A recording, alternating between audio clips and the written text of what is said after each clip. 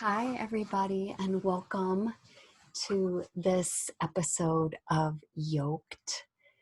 I'm Kelly, your host, and I am so happy to be together again today. This is a seasonal shifts podcast. I'm recording on September 8th, 2020. Just prior to the planet Mars stationing retrograde tomorrow, and also just prior to the equinox. Here, where I am in the Northern Hemisphere, we are moving toward the autumnal equinox, and Southern Hemisphere friends are moving steadily for the vernal or the spring equinox. Sorry, I'm distracted because I can see the reflection in my glasses on my screen is very robotic looking, sort of interesting. And so that is our topic for today. Prior to diving into that, just want to share a few announcements with all of you. The first is that it again is immersion season. We begin the topic of Shruti or listening, learning to listen on September 14th. And it lasts through the end of October.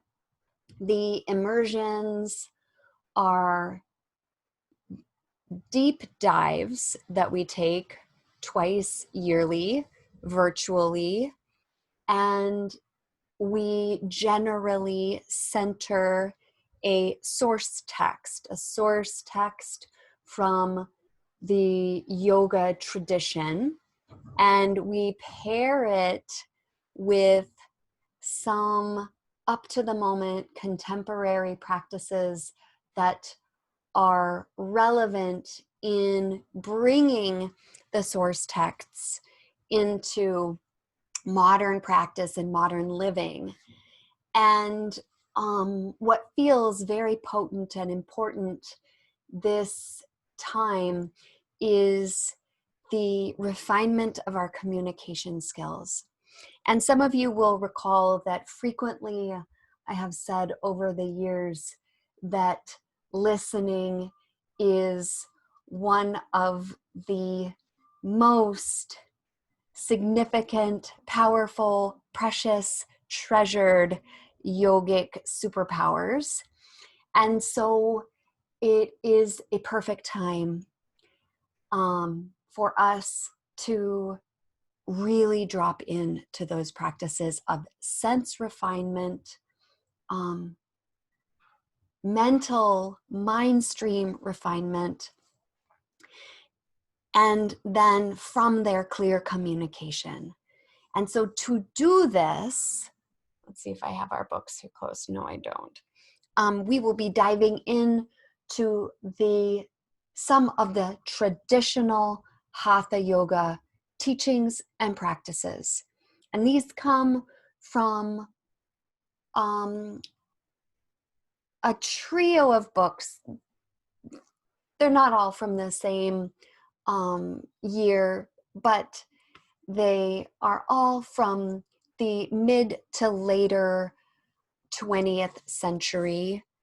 The Shiva Samhita, the Garanda Samhita, the Hatha Yoga Pradipika. And we'll be using them, we'll be grounding in them, and then using sources from my lifetime of scholarship and practice in listening and speaking that come from my practices in mediation, in nonviolent communication, active listening, and just, the bits that I have picked up through the years that have very much supported me in my evolution of communication.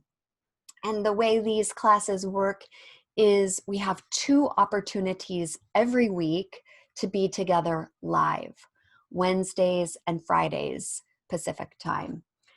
And I operate these spaces a couple of different ways. On Wednesdays, this is an informal open practice space. And this is a space where we decide as a collective, as a cooperative, how we are going to use our time together. We can practice techniques from the texts. We can discuss the readings informally. We can pose questions and possibly feel into answers. Or if there are other ways that we need to use this time that's available. It's nice just to get together and meditate for 20 minutes. And this is a space where we can do that.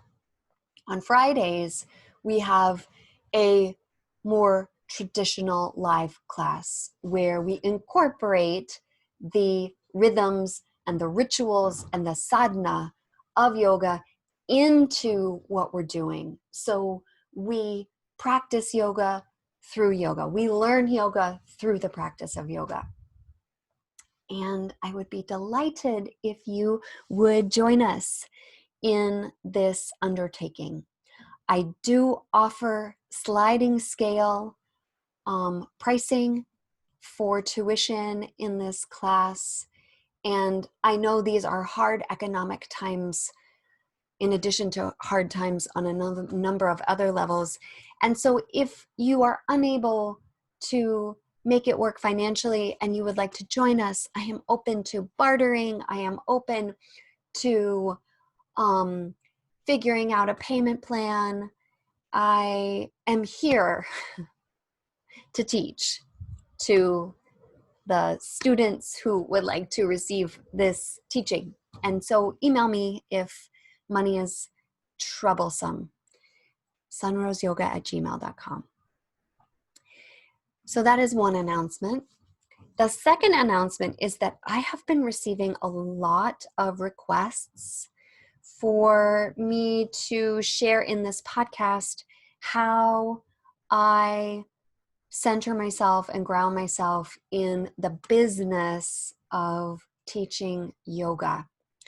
And I have been trying to put together this episode and really struggling. So because so many people have requested it, I know that it is necessary for me to undertake this work. However, I would very much appreciate specific questions on this topic. And so if there are things that you are curious about, how I, as a declared anti-capitalist and pro-humanist Marxist, have organized myself in business within this capitalist structure, I would really appreciate as detailed of questions as you can muster.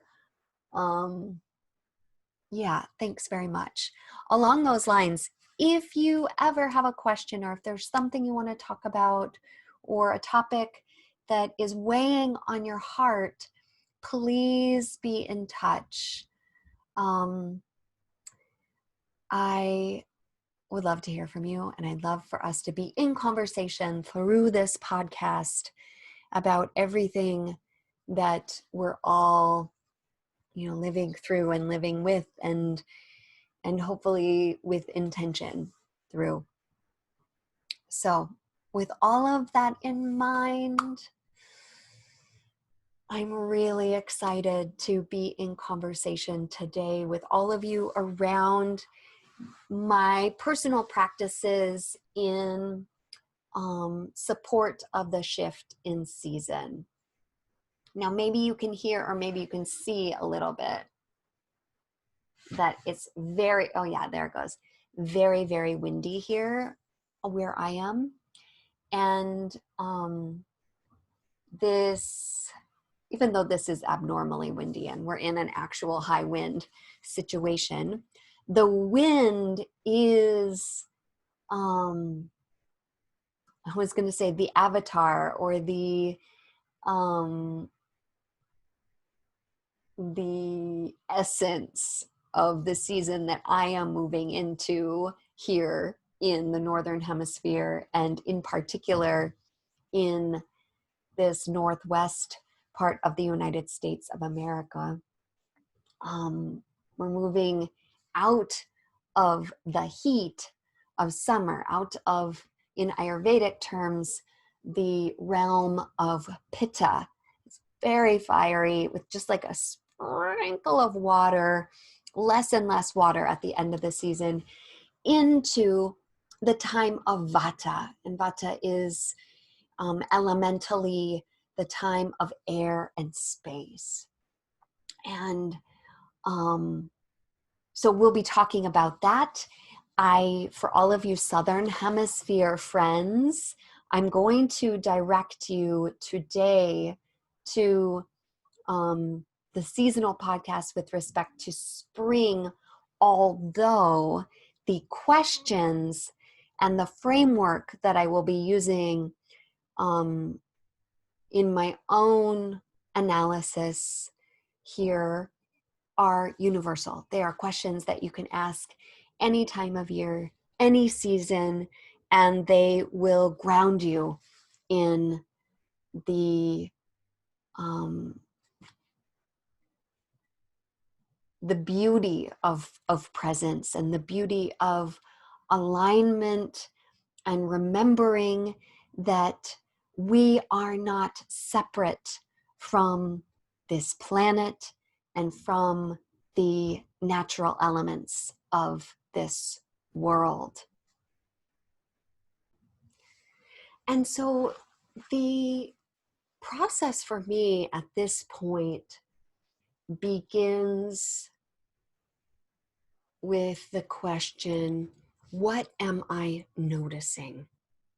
And you know, this operates on a number of different levels, but I think it can be especially grounding to begin not with what you're feeling yourself in your own body, although we will get to that.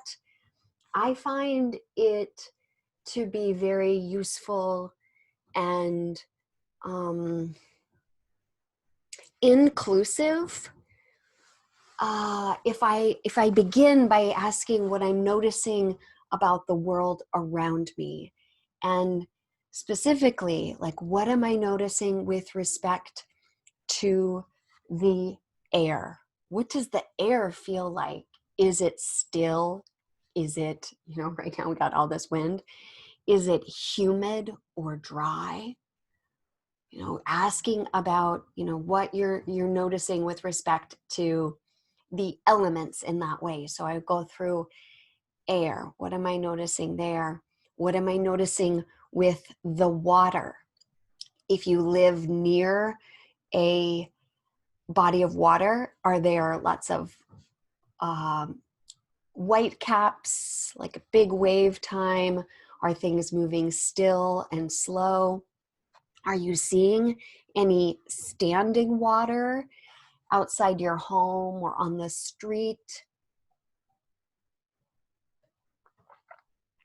Is water rushing?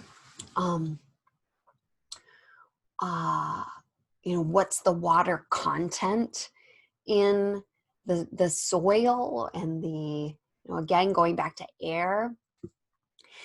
And then asking about the earth itself. We are at a very dry, this is like the driest of the dry time of the year. So like the soil is super hard and dry. And even in those places where, you know, we are very intentionally feeding the soil. This is a time where even if it's full of nutrients and it's not like dusty, it's a dry time when you hold it in your hand. Also, another element is fire. And I live in a part of the world where we are squarely in wildfire season now. And, like there we've got this, there are observations we can make about the risk of uncontrolled fire. And we can also check in with our emotional response to the fire element in our environment. My feeling about fire in September is quite different than my feeling about fire in February. And I think that's worth noting, just like the emotional component to the element itself. And that, of course, can be a process that we do for each of those elements that we discussed. And finally, or not quite finally there, noticing what the wildlife, what animals and birds in your area are up to. I was noticing the other day, like fall here is definitely squirrel season, where squirrels are so amazing in their hunting for nuts and their berrying, and so there's just evidence of squirrels everywhere. And we've talked about that in years past, my fascination with squirrel time. But this year, something else that I'm noticing is how much spider activity there is where I live this time of year. We always have a lot of spiders, but like the other day I opened up my front door and there were like 3 just hanging down, and not just like little teeny spiders, but like some pretty big gnarly bodied ones. And just like noticing what all of these creatures are up to in this time of year. Spiders are spinning their webs. Like I can sort of dust my house, and like there's this one particular windowsill that I'll like dust once a week, and almost immediately thereafter I see a spider over there like reconstructing a web. So I know it must be a very productive time, since obviously there are many other insects that are thriving at this time. And squirrels are gathering for winter. So everyone is like really in action, acquisition, preparation. Yeah, it's interesting. I'm just thinking about this, that, I'm lucky to live in a place where we have especially stretched out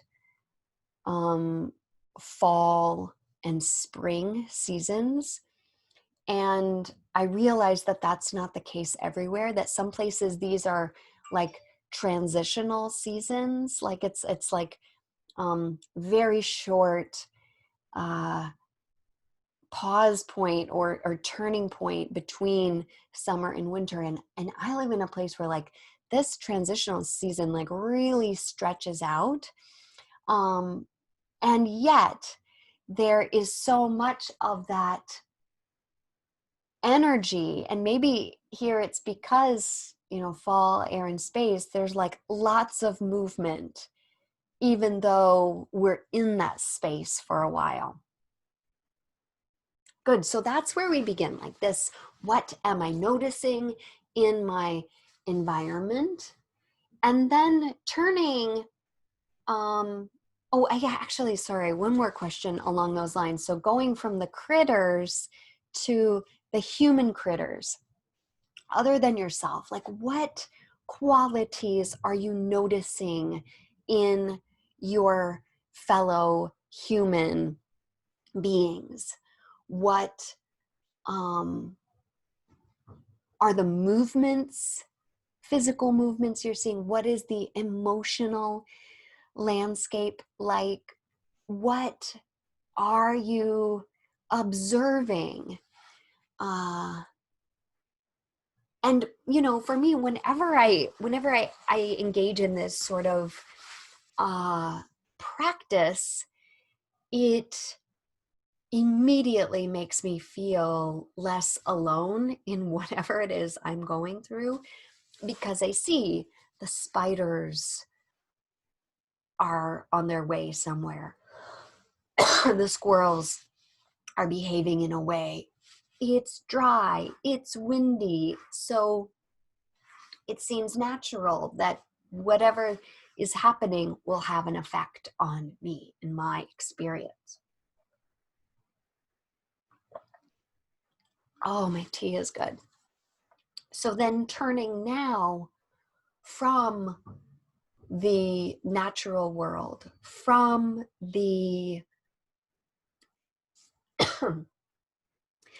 fellow community of human beings, and to your own personal experience, asking the question, what am I noticing? And I really like to begin this in the physical, material body. What am I noticing about my skin? What am I noticing about my eyes, my ears, my lips, my mouth?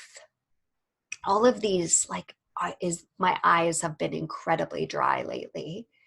Your nose, I've had like the dry skin, the kind of hot skin of summer. But all of that makes perfect sense. And so just asking, like, what am I noticing about my human or my physical experience in the world right now? And then with that, sleep is very important. Like, are you sleeping? How well? When are you turning in to sleep? When are you rising from sleep? And how does it all feel? And as I mentioned a few podcasts ago, I really am a fan of following the koshas in my own sort of check-in. So moving from Annamaya kosha to Pranamaya kosha.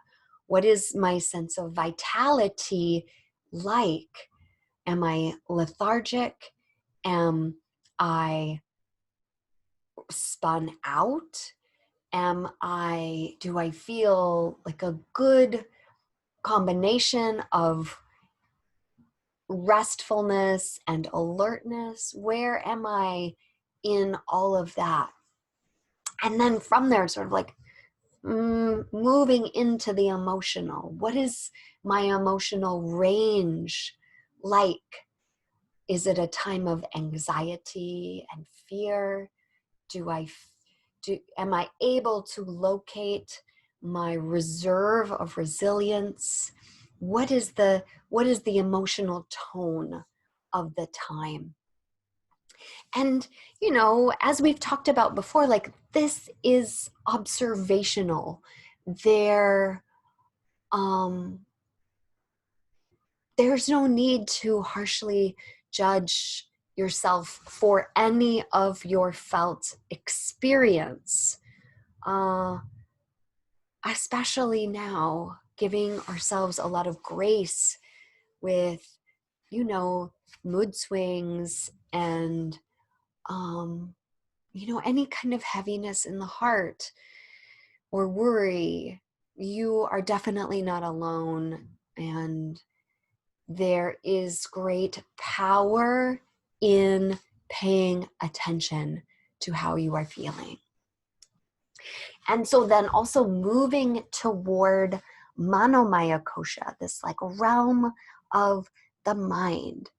What is the quality of the mind? Is it steady? Are you able to focus as you would like? Are you feeling pulled in 1,000 directions? Are you interested in things, or are you disinterested? And again, we're just noticing. We are, there is a season for all things. And I heard this wonderful turn of phrase.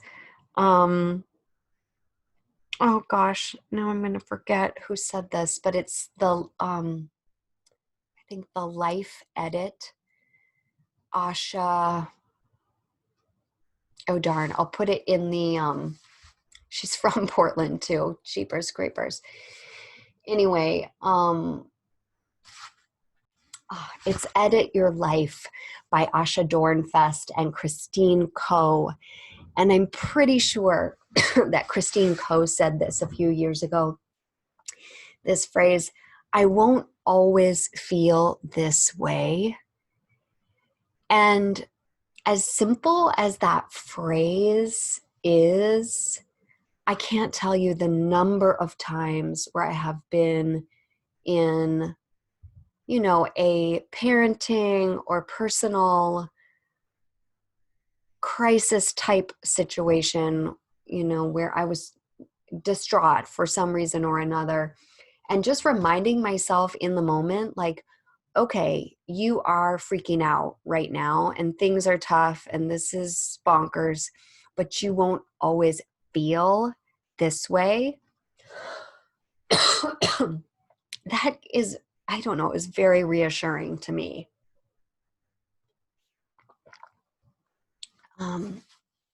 Yeah, where was I? Oh, yes. So checking in with your mental activity. And then moving from Manomaya Kosha into Vijnanamaya Kosha and Anandamaya. So here I'm pulling the more subtle, rarefied maybe realms here. How are you feeling with respect to your wisdom body and with the essence of your being, those places where you can connect with love, with the essence of other beings on this planet. Like, can you touch into those places, and what are you noticing there? This could also, be a question with respect to your practices in those areas. Like, what if you have an altar practice at home, or devotional practices, like what's happening there? What is the practice like these days? Good. So, once you've settled into those questions, what am I noticing in my community, in my environment? What am I noticing in myself? Then I like to take a little retrospective of this season. Like, okay, we're just coming out of summer. What worked, with respect to how you are conducting yourself and your practice? What worked for you? And the flip side of that coin is what didn't work, or what would you do differently? And I'll give you an example there that I'm planning to talk about in my weekly newsletter today. And so one of the things that I noticed this season was that because of the global pandemics, and I do not have childcare right now. And so I'm with my children almost 100% of the time. And I am their primary caretaker for 80% of the time. And so it's challenging for me to do work that requires quiet and space. And because of this, I have been staying up a little bit later than usual to get a few things done. And that's been going great. You know, I've been staying up until 9 or 9:30, doing a movement practice, you know, doing some advocacy and activism at that time, reading, writing, that sort of thing, and then going to bed. And because I'm staying up later than usual, longtime listeners of the show will know that I have had an 8 p.m. bedtime for many, many years. And so being out of that bedtime practice means that it's more challenging for me to wake up as early as I'd like to. Now, ideally, I like to be up between 4:30 and 5 to do my practice. And I've been sleeping in a little bit and, you know, getting out of bed closer to 6:30, maybe 7. I can't even believe I've slept into 7 a.m. a couple times this summer. And what that means is that then I've had to push my meditation practice a little bit later in the day. And so even though I'm doing the practice, I'm doing it at a different time and it hasn't been working for me. I'm noticing the quality of my intention or just like how I'm approaching it has been a little bit harsher or harder, or like, this is the thing I have to get done. You know, I like, and it hasn't been correct for me. And so I'm like, that's definitely falling in the what didn't work category.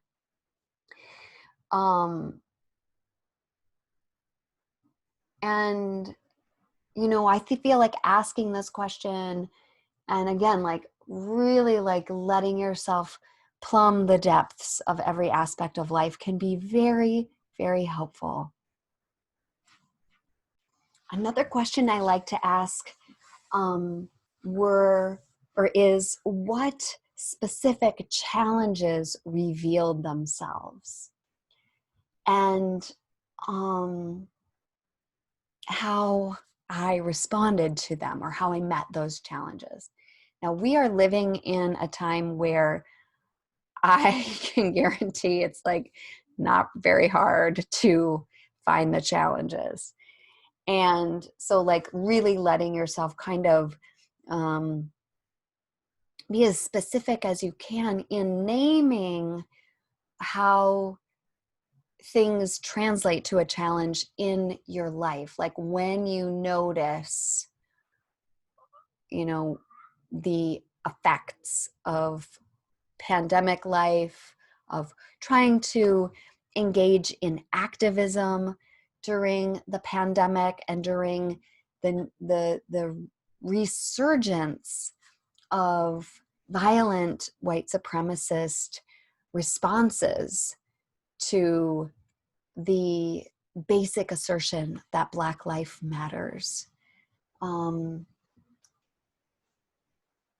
And then the challenges, they don't need to be these huge global problems.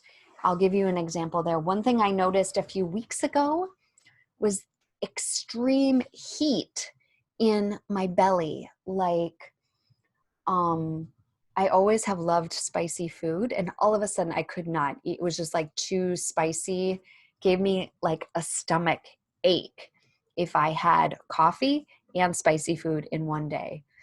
And like heat like I have never known. And you know, I have a lot of experience with Ayurveda and Ayurvedic practices. And so immediately I thought, oh, I need to decrease the heat in my, in my consumption and increase the cooling. And this was well and good, more watermelon, more coconut milk, cool things, definitely cooled me off. But so many of the cooling herbs and foods are also very drying. So I noticed immediately, the skin of my legs was very, very dry. And so, I had to get back into my Ayurveda books, and I've added in some fennel seed, which is cooling, but is also moistening, which is nice. So, your challenges don't have to be all encompassing in order for them to be a challenge to address, is what I'm saying. So let yourself really be there with what's real for you in this moment. That is the purpose, is to have a real conversation and a real inquiry around how we're living our daily lives so that we can approach them more intentionally.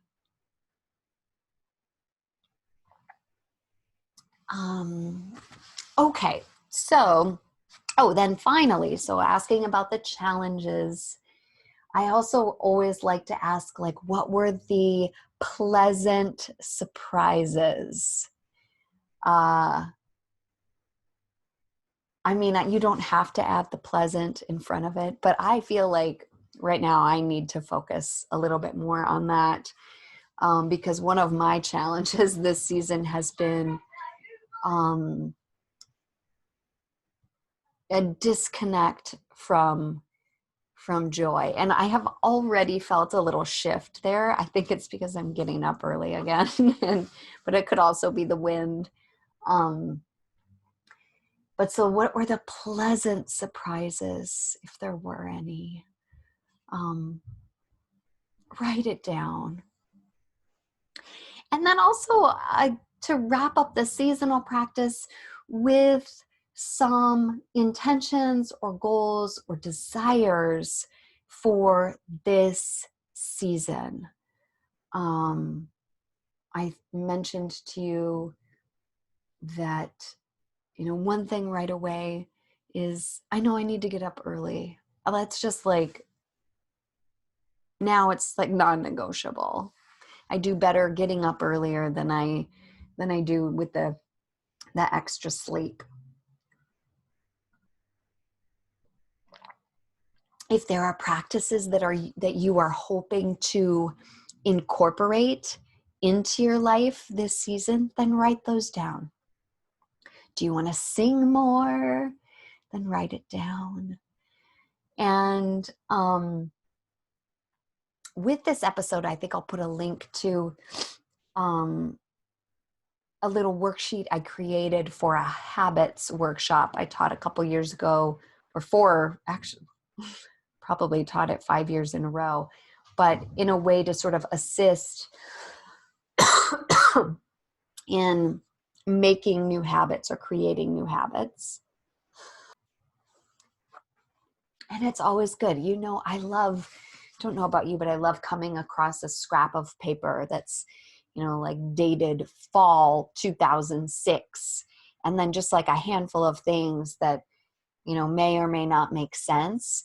But more often than not, I find that if I write it down, it goes somewhere. Even if I later decide oh yeah, that goal or that intention or that desire, it shifted directions or it went somewhere else, writing the thing down, centering what's important to you will change your life, will orient you to what you want to be pointing towards. This, I know, this has very much been a long-standing truth in my own life. And that is not to say anything about the circumstances of the world, but my personal approach to whatever comes up.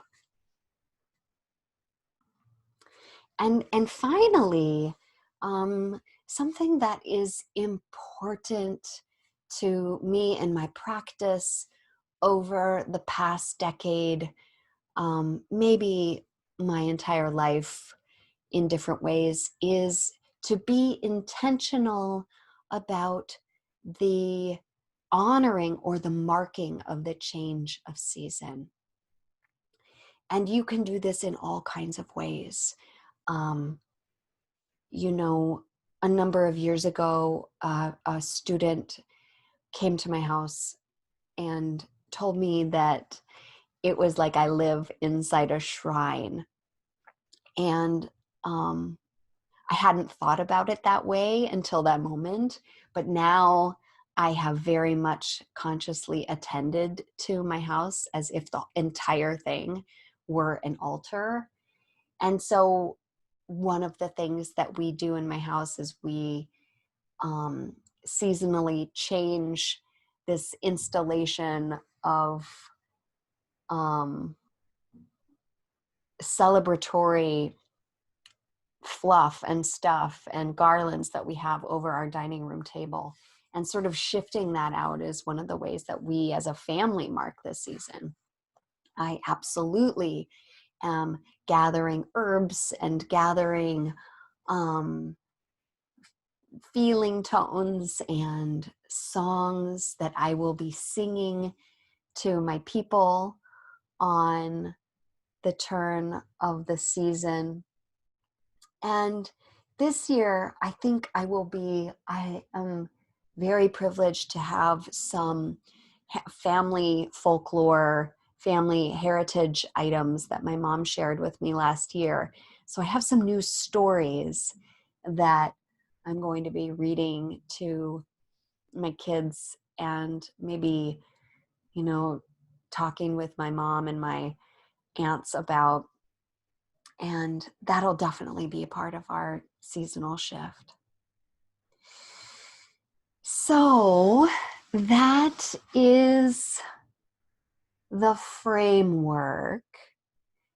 Now I'll talk a little more personally about my own practice, and I understand if this is not useful or interesting, and so I won't hurt my feelings at all if you want to press pause. But I know sometimes it's useful to hear someone else sort of go through a framework. And I took a couple notes the other day to center myself here. And so with the question, what am I noticing? Well, as I mentioned to you, like the wind has come. There's been like, if summer is like this big ball of warmth that like sits on top of us, fall starts to move. Fall has a path. Fall has a cadence to it, even if it's not regular. Maybe cadence isn't the right word, but like there's a rhythm and there is movement and there's a flow in fall. And I started to feel that a couple weeks ago. There was still the hot, but somewhere like deep embedded in me, it was like hot, like leaves drying up and then blowing off the tree rather than like a hot watermelon being dropped into the lake or, whatever.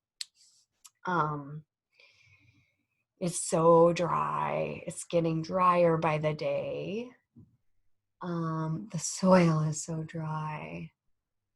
I noticed in our little water park in the backyard, like Mima's little thing, the water there was just standing, and it was just kind of like not quite stagnant because we change it every couple of days, but it's like very still in contrast to the air. Something else that I'm noticing is like, because this is squirrel season and we have a walnut tree between us and my neighbors, like that is very prolific in its production of walnuts. Walnuts are dropping all the time and like thudding on the roof. So like for me, the late summer sound is like the thud of the walnut and the little feet of the squirrel. And there are squirrel chewed walnuts everywhere, like detritus from life everywhere. They're digging, they're scrambling, the spiders, people too. How am I feeling? I am feeling, it's funny because even in the sort of like ungroundedness of fall, this time of year I feel like the most myself, like with wind blowing and like a little bit scattered, but the work of remaining steady and grounded within the wind is like very much my wheelhouse. And so I feel really, in spite of the major challenges in the world and the ongoing suffering, I personally feel a sense of well-being in this atmosphere, this like shift. I also am feeling like there are many competing priorities in my life. And so I know that I need to sit down and organize myself. I feel a strong urge to clean, to simplify, to edit, to get things as beautiful and efficient sure as I can.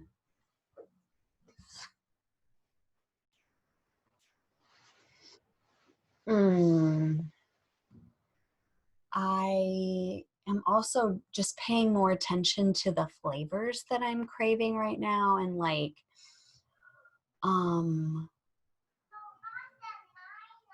parsley needed to come back.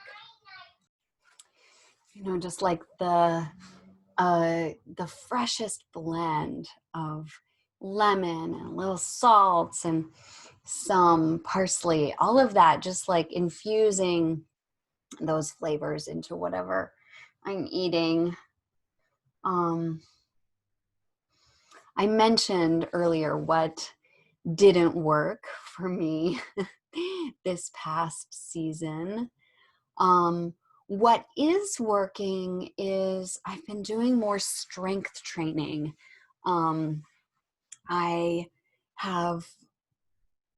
It's really been through the pandemic, the first time I've been back into like lifting pretty consistently since I was pregnant with Nima. And I can tell a real difference just with how I'm able to do other things. And so that is working for me, and I'm going to keep that up. And I'm doing a pretty even mix in my yoga movement practice of active hatha practice, slow, deep yin, and restorative. I'm also getting way back into my sound practice after just not knowing where to fit it in since everybody is home together all the time. And that feels really good. All of those things are, it's like I know that they're important, and I feel so much better, and I know everyone else benefits when I'm in all of my practices. But sometimes I can convince myself that they're not as important as doing whatever other activism related or parenting related project. But I always find out that there's time for both. And if I begin with practice, I will approach all the other work from a more aligned place. And, you know, I love remembering that and relearning that.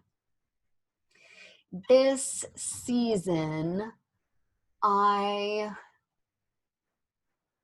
what are my goals? Well, I've already sort of reincorporated my early morning practice, and that feels good. That feels great. I'm hoping to do more public writing again outside of the context of social media. And I have a couple of projects that have been sort of like in process, in practice through the summer. And hopefully this season, those expressions of yoga will be coming out into the world. And pleasant surprise. This might be the first summer living in Oregon where I have really delighted in going to the river. I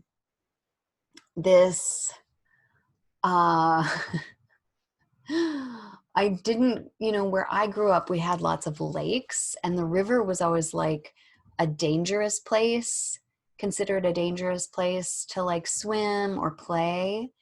And, you know, lots of rivers are, and you must always exercise caution, of course, but we found a couple of rivers this summer that were more like lakes, and I really got to do some deep dives, not literally, but it could have been literally, into just forest bathing practice and meditation.